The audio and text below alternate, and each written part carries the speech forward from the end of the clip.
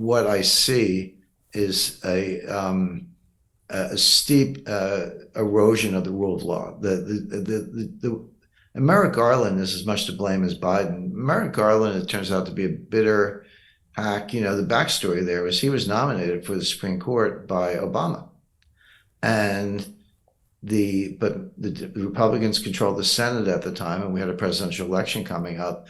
And Mitch McConnell said, basically, we're not going to act on it. I don't know if he said that in so many words, but he said, no, we're not putting your guy in. We'll have an election if you win, maybe. But Trump won that 2016 election. And then they got Gorsuch and Kavanaugh and Amy Coney Barrett. So Merrick Garland was deeply embittered by that. He said, hey, I got nominated for the Supreme Court, but I don't get a hearing. I don't get a vote. No, he didn't. But now he's the Attorney General. And he's weaponized this, and he doesn't care about the rule of law. He's just crushing Republicans, and you see it over and over. So that has happened. As far as the impact on Trump, I mean, what I ask myself is, Trump is, I always go back to that Elton John song, "I'm Still Standing," and I like the song. It's got a nice melody, but it's like, no matter what you throw at me, I'm still standing. Well, so far that has been true of Trump. Here's Trump's political problem, then I'll flip to the legal problem. He has the most solid base I've ever seen. And there's a park down the street from where I live. There's a guy sets up 4 or 5 like beach chairs in the park, minds his own business, but he's got these Trump flags, American flag with Trump's picture on it, Trump and all this. And by the way, it's a very liberal neighborhood, but he just sits there and enjoys the day and invites his friends. He's not a protester. He's not burning anything down. He's just got his Trump flags. So that base is, you can't touch it, you can't budge it. But the problem is it's 40%. You can't win with 40%. Now you need, technically you can say you need 50% plus 1, but it's not even that. You need 50% plus 1 in a set of states that collectively have 270 electoral votes, which that formula doesn't mean more than 50% of the country. It could be 44% of the country, but if you get the right states, you win. But Trump needs that extra 5 or 7 or 10% in a certain number of states, and he can't get there. The 40% doesn't go down, but he hasn't shown the capacity to make it go up because of the Trump haters, basically, and the independents who don't want to go his way, and the women. But they're half the electorate. So that's his problem, and he has not shown the capacity to kind of grow out of that and appeal to the middle. And I'm not saying he should change his positions. He won in 2016, and partly because Hillary was like the worst candidate. Hillary Clinton was the worst candidate. He was fortunate in his choice of opponents. But now that, anyway, so they're pretty entrenched. But he could win. Trump could win against Biden because Biden is so unpopular. But we got these 2 wild cards, Manchin and RFK. We talked about all that. I just want to alert everyone to an important video that you've just recorded that will not be available to the public. Here, you discuss the upcoming geopolitical shockwave of what you call the most significant development in international finance since 1971. But then you explain how anyone can position themselves to profit from this crisis. Our viewers can access that video at londonreal.tv/Jim, and I highly recommend that everyone go watch that immediately after our conversation.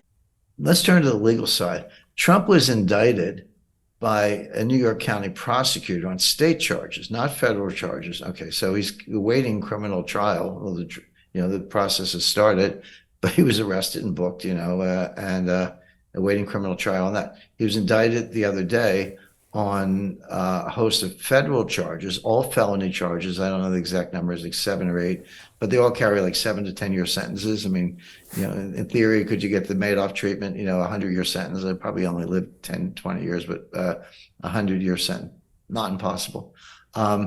There's another state grand jury sitting in Georgia that, by all reports, may indict him for tampering with the Georgia state electoral process, calling the Secretary of State and saying, hey, can you find me some votes, whatever.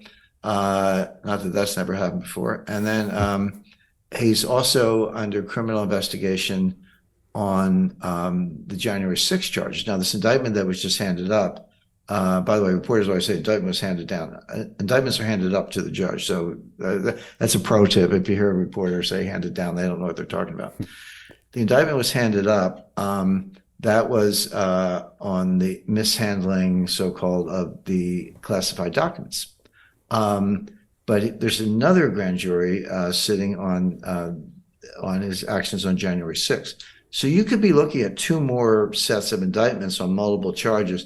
So at what point is even the guy who you can't take him down, suddenly it's like you're a defendant in three separate criminal cases, or maybe four separate criminal cases, 2 state, 2 federal, 4 grand juries, all going on at the same time. How do you even show up your testimony? I'm not making light of it. I'm actually quite the opposite. I'm saying there could come a time when that base erodes, when people say, you know what, it's just too much.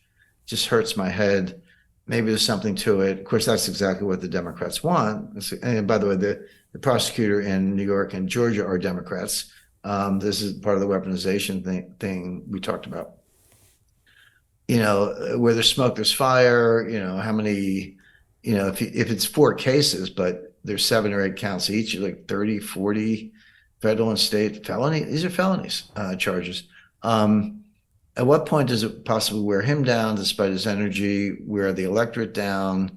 And by the way, they don't want any of these trials over quickly, because what do they want to do? They want to drag him into 2024. So Trump's going to be going around to New Hampshire, Iowa, South Carolina, Pennsylvania, running for president, but he's going to be going around to Georgia, New York, and Washington, and Miami, defending himself against criminal charges. I mean, how does that work? And it is unprecedented, by the way. I'm not saying there's a glib answer, because there's never been anything like it in U.S. history.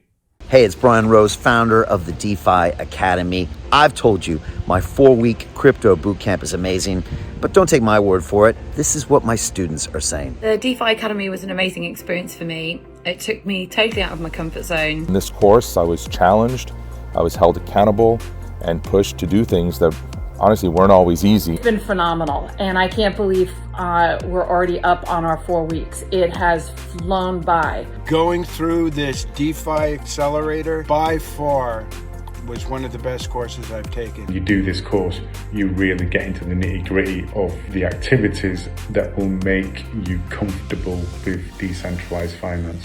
Thank you so much to Brian and everyone at London Real and the DeFi Academy for even putting together an amazing course like this. Anybody else that wants to do it, please sign up. It is well worth the money.